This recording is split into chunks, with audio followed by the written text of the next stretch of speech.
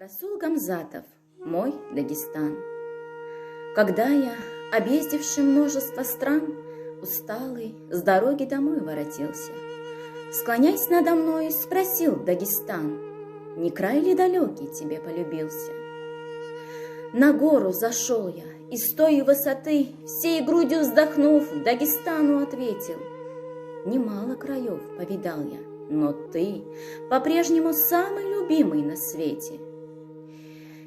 Я, может, в любви тебе редко клянусь, не ново любить, но и клясться не ново.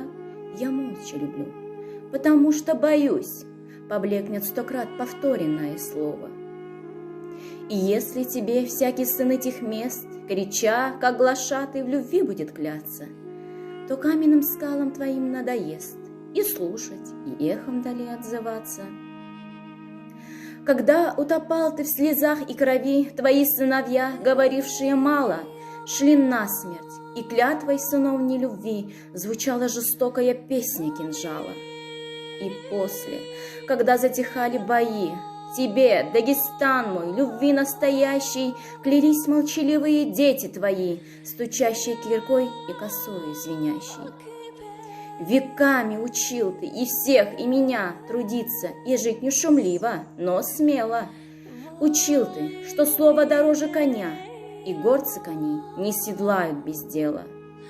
И все же, вернувшись к тебе из чужих, далеких столиц и болтливых, и лживых, мне трудно молчать, слыша голос твоих, поющих потоков и гор горделивых.